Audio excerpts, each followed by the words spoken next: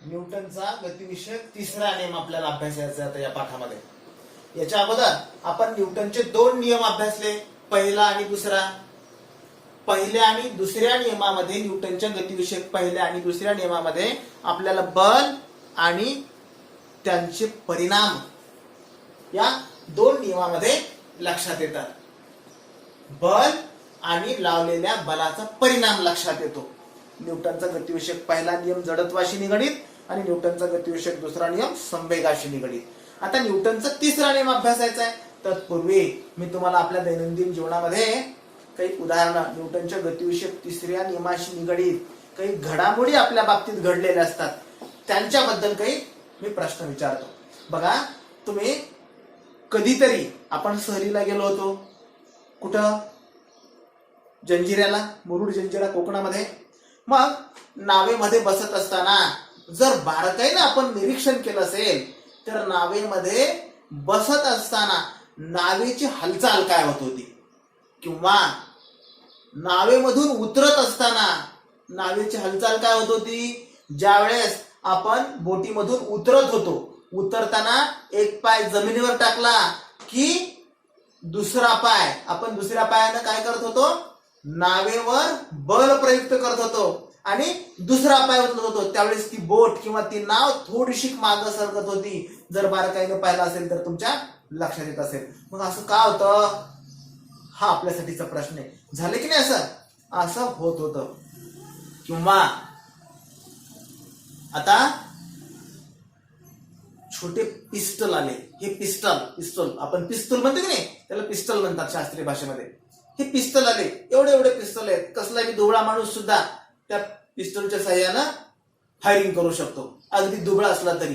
परंतु पूर्वी असे पिस्तल नव्हते. मोठी बंदूक असायची, भली मोठी बंदूक. उचलताना सुद्धा धनुष्य पेलल्यासारखं ते बंदूक पेलायची.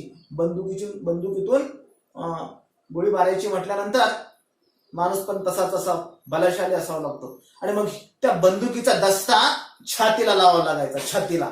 आणि मग बंदूक मारणाऱ्याची छाती सुद्धा भक्कम असली पाहिजे. का बरं?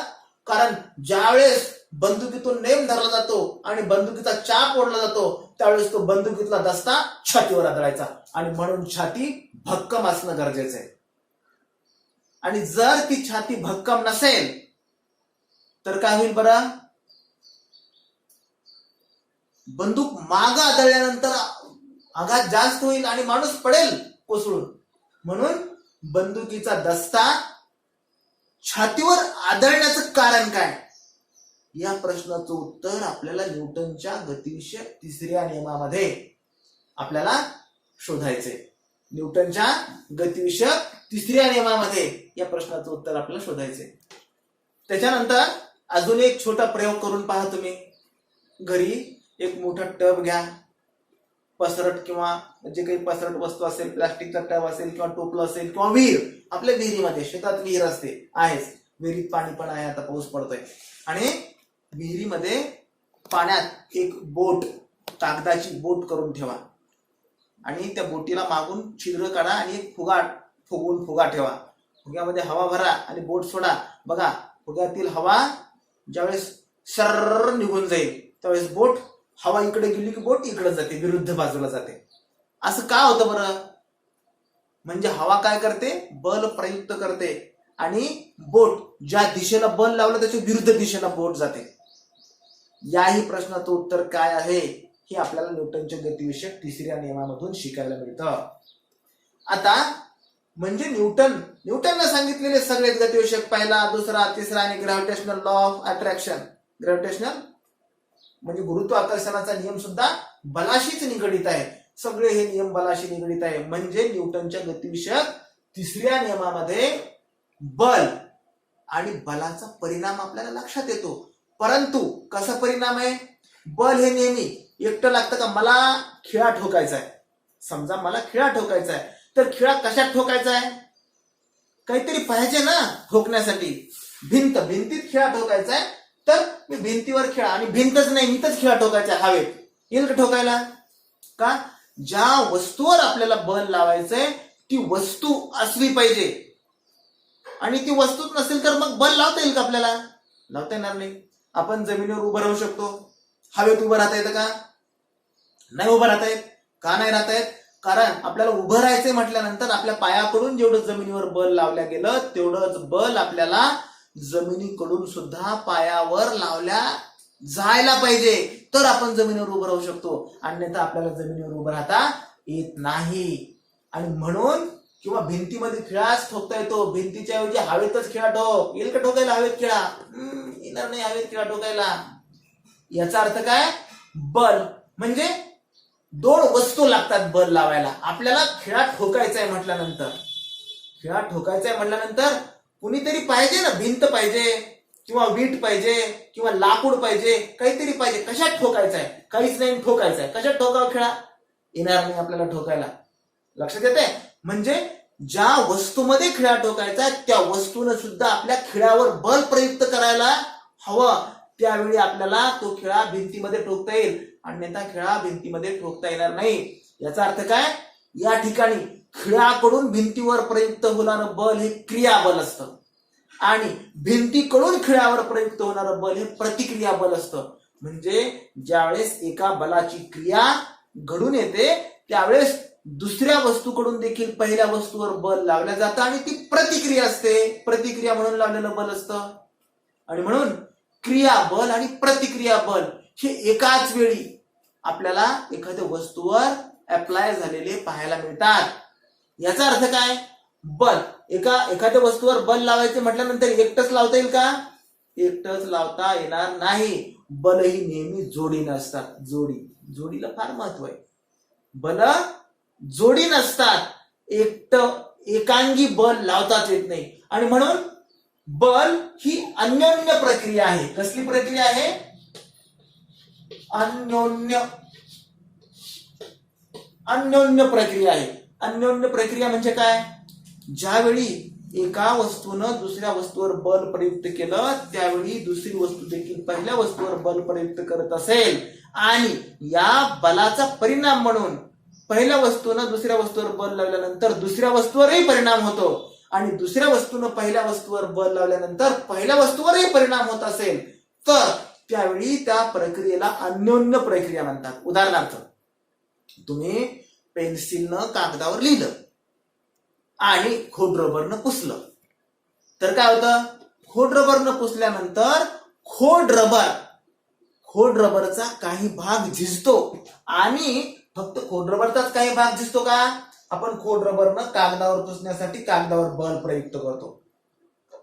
खोड रबरचा काही भाग झिजतो, कागदाचा सुद्धा काही भाग झिजतो. म्हणजे कागदानं सुद्धा खोड रबरवर बल प्रयुक्त केलं असा याचा अर्थ होतो. याचा अर्थ काय? बल ही एकांगी नसतात किंवा बल हे एकांगी नसतं, तर बल ही नेहमी वस्तूवर जोडीनं प्रयुक्त होत असतात. जोडीनं महत्वाचं आहे. आणि म्हणून प्रयुक्त होणारं बल ही एक अन्योन्य प्रक्रिया आहे. अन्योन्य म्हणजे काय? एका वस्तूचा किंवा एका बलाचा परिणाम दुसऱ्या बलावर आणि दुसऱ्या बलाचा परिणाम पहिल्या बलावर जर होत असेल तर या प्रक्रियेला अन्योन्य प्रक्रिया म्हणतात.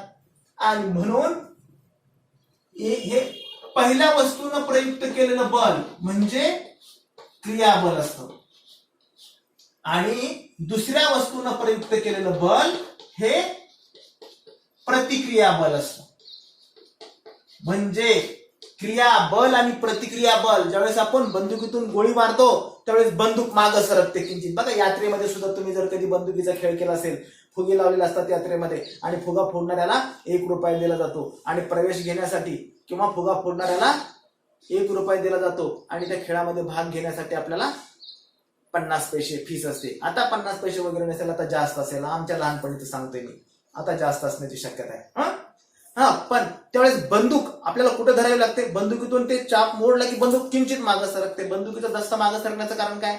कारण आपण ज्यावेळेस बंदुकीतली गोळी किंवा बंदुकीमधला तो छर्रा असतो त्याला पुढे ढकलण्यासाठी बल लावलं जातं, त्यावेळेस बंदूक मागं सरकते. म्हणजे बंदूक क्रिया बल प्रयुक्त करते आणि त्याच्यामधून बंदुकीकडून आपल्याला प्रतिक्रिया मिळते. आणि या दोघांच्या दिशा कशा असतात? परस्परांना विरुद्ध असतात. आपण पुढे गेलो की बोट मागं सरकते, बोटीतून उतरताना. बंदुकीतून गोळी पुढे गेली की बंदूक मागं सरकते. असं होते की नाही? बघा तुम्ही, असं होते की नाही? आपण चेंडू फेकायचंय म्हटल्यानंतर चेंडू फेकल्याबरोबर आपण चेंडू सोबत पुढे जातो का? नाही जात. गतिमान सायकलवरून उतरताना सुद्धा सायकल गतिमान आहे, तुमचा मित्र सायकल चालवतोय, तुम्ही कॅरियरवर बसलेला आहात आणि त्यानं तुम्हाला उतरायला सांगितलेलं आहे. तुम्ही उतरल्याबरोबर काय करता? सायकल सोबत थोडं पळता. म्हणजे आपल्याला सायकल सोबत पळावं लागतं. जर तिथंच थांबायचे, जागेवर उभं राहायचे म्हटल्यानंतर येतं का? येत नाही. इथं जडत्व आहे. म्हणजे वस्तू या उदाहरणामध्ये जडत्वाचा जसा संबंध आहे तसा क्रियाबलाचा आणि प्रतिक्रिया बलाचा संबंध या न्यूटनच्या गतिविषयक तिसऱ्या नियमामध्ये आहे. म्हणून न्यूटनचा गतिविषयक तिसरा नियम काय आहे? क्रियाबल आणि प्रतिक्रिया बल यांची परिमाणे समान असतात. क्रियाबल आणि प्रतिक्रिया बल यांची परिमाणे समान असतात, परंतु यांच्या दिशा मात्र विरुद्ध असतात. असा न्यूटनचा गतिविषयक तिसरा नियम आहे. क्रियाबल आणि प्रतिक्रिया बल यांची परिमाणे समान असतात, परंतु त्यांच्या दिशा मात्र परस्परांना विरुद्ध असतात. याला न्यूटनचा गतिविषयक दुसरा नियम म्हणतात. लक्षात आलं? क्रियाबल आणि प्रतिक्रिया बल आणि बल हे नेहमी जोडीनं प्रयुक्त होतात, म्हणून अन्योन्य प्रक्रिया आहे. क्रियाबल आणि प्रतिक्रिया बल यांची परिमाणे समान असतात, परंतु त्यांच्या दिशा मात्र परस्परांना विरुद्ध असतात. असा न्यूटनचा गतिविषयक तिसरा नियम आहे. तर न्यूटनचा गतिविषयक तिसरा नियम लिहा म्हटल्यानंतर आपल्याला काय लिहावं लागेल? प्रत्येक क्रियाबलास समान परिमाणाचे त्याच वेळी प्रयुक्त होणारे प्रतिक्रिया बल अस्तित्वात असते व त्यांच्या दिशा परस्परांना विरुद्ध असतात. हा नियम आपल्याला असा लिहावा लागेल. किंवा आता तुम्हाला कुठला सोपं वाटतं बा? किंवा क्रियाबल आणि प्रतिक्रिया बल यांची परिमाणे समान असतात, परंतु त्यांच्या दिशा मात्र परस्परांना विरुद्ध असतात. मग दोन्हीपैकी जे स्टेटमेंट तुम्हाला सोयीचं आणि सोपं वाटतं ते लिहा. पुस्तकी भाषेमध्ये लिहायचं असेल, ही पण तशी शास्त्रीयच भाषा आहे, परंतु इथं शब्दाचा प्रपंच वाढवलेला आहे आणि मग तुम्हाला प्रपंच वाढवायचा, शब्द प्रपंच किंवा कमी करायचा हे तुमचं तुम्ही ठरवा.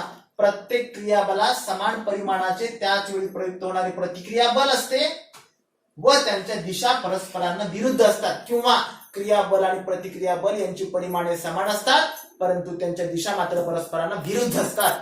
याला न्यूटनचा गतिविषयक तिसरा नियम म्हणतात.